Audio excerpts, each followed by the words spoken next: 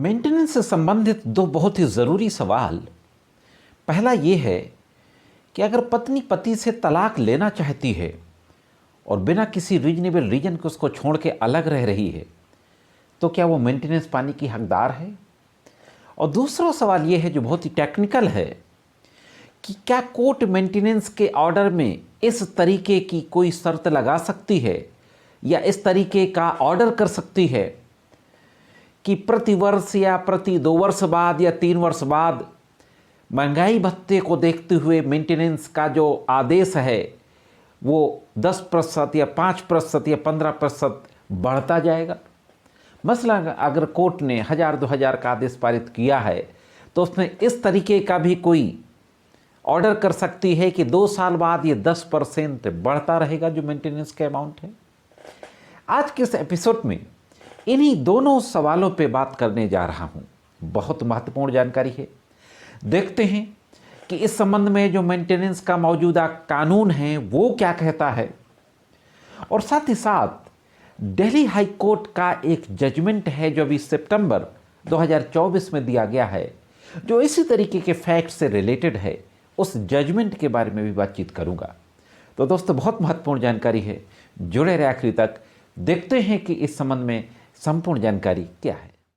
Video में आगे बढ़ने से पहले मैं जरूर आप सभी से कहना चाहूँगा कि अगर आप चैनल में नए हो, वीडियो को पहली बार देख रहे हो, तो चैनल को सब्सक्राइब करके घंटी के बटन को दबाकर ऑल पे जरूर सेट कर दें, जिससे कि इन फ्यूचर जो वीडियोज अपलोड होते हैं उसका नोटिफिकेशन सबसे पहले आप तक पहुँच सके और आपको नए नए एपिसोड मिलते रहा करें।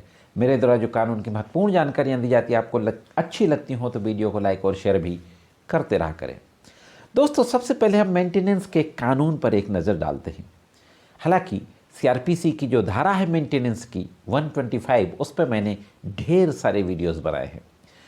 125 की मेंटेनेंस की जो मेरे चैनल में प्लेलिस्ट है वीडियोज की, उस प्लेलिस्ट का लिंक मैं आई बटन में दे दूंगा। आपको मेंटेनेंस से संबंधित सारे वीडियोज प्लेलिस्ट का लिंक क्लिक करने पर मिल सकते हैं।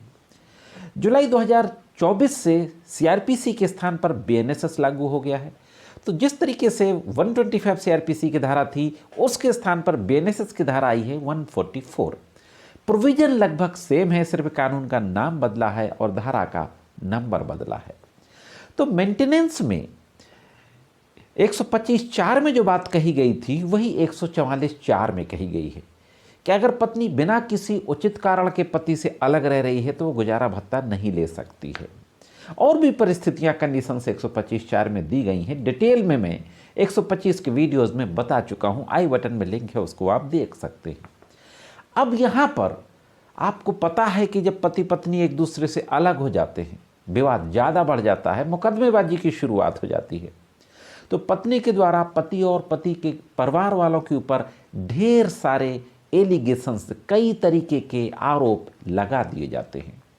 ऐसी स्थिति में यह साबित करना पति के लिए मुश्किल हो जाता है, हालांकि कभी कभी तो नामुमकिन हो जाता है यह साबित करना कि पत्नी बिना उचित कारण के अलग रह रही है।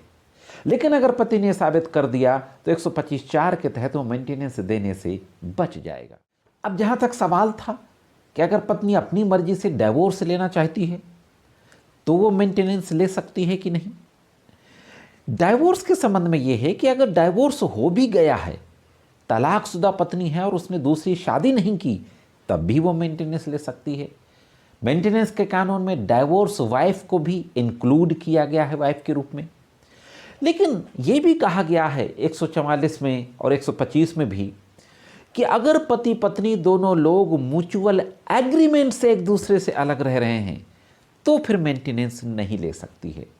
लेकिन डाइवोर्स के संबंध में लॉ बिल्कुल क्लियर है कि अगर पत्नी अपनी मर्जी से डाइवोर्स मांग रही है या उसने एक तरफा डाइवोर्स ले लिया है या कंटेस्टेड डाइवोर्स ले लिया है, तब भी वो मेंटेनेंस ले सकती है।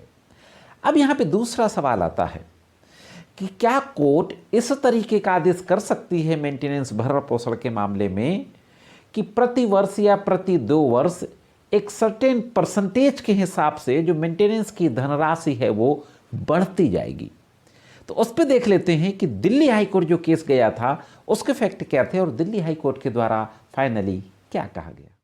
ये जो केस दिल्ली हाई कोर्ट पहुंचा, Manish versus state of Delhi, और 20 सितंबर में इसका फैसला किया गया। केस की पूरी डिटेल आपके स्क्रीन पर है।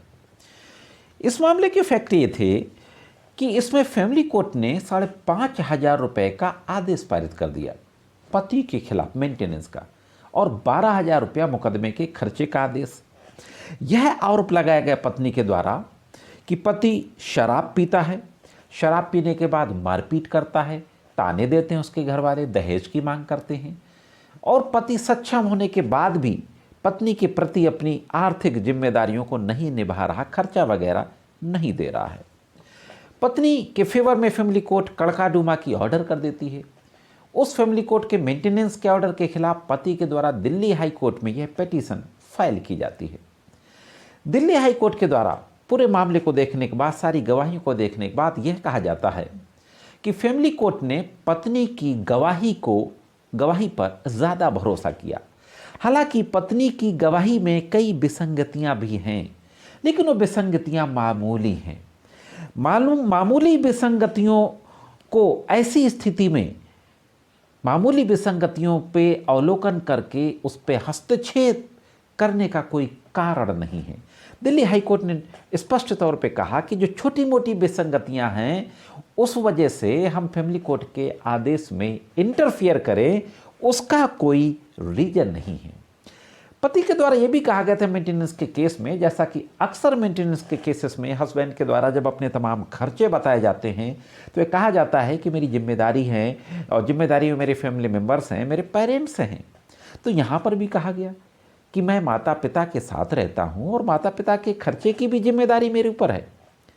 इस संबंध में कोर्ट ने कहा कि याचिकाकर्ता के द्वारा माता पिता के लिए किए गए खर्चों को दिखाने के लिए रिकॉर्ड पर कोई सामग्री नहीं है, किसी तरीके का कोई सबूत नहीं है जिससे साबित हो रहा हो कि पति अपने माता पिता के ऊपर भी खर्चा कर रहा है।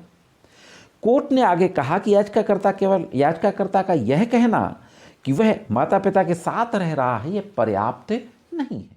इस तरीके से दिल्ली हाई कोर्ट के द्वारा हस्बैंड के द्वारा फैमिली कोर्ट के मेंटेनेंस ऑर्डर के खिलाफ जो पिटीशन फाइल की गई थी उसको निरस्त कर दिया जाता है, खारिज कर दिया जाता है। तो यह बात बिल्कुल क्लियर हो गई कि पत्नी अगर अपनी मर्जी से तलाक मांग रही है तब भी वो मेंटेनेंस ले सकती है, और कोर्ट इस तरीके का ऑर्डर भी कर सकती है गुजारा भत्ता के आदेश में कि हर साल भर बाद, 2 वर्ष बाद ये कुछ अमाउंट के साथ बढ़ता रहेगा। इस मामले में जैसा कड़कड़ुमा कोर्ट ने किया था, 5,500 रुपये मेंटेनेंस का ऑर्डर किया था, साथ ही साथ ये भी किया था कि हर 2 वर्ष बाद 10% के दर से ये मेंटेनेंस का अमाउंट महंगाई भत्ता को देखते हुए बढ़ता रहेगा। तो यदि दोस्तों मेंटेनेंस के संबंध में पत्नियों के फेवर में एक हाई कोर्ट का बेहतरीन जजमेंट, जानकर कैसे लगी कमेंट्स करके जरूर बताइएगा। इंतजार रहेगा आपके कमेंट्स का। मैं समझता हूं कि जानकारी आपके जरूर काम आएगी। आज की वीडियो सिर्फ इतना ही।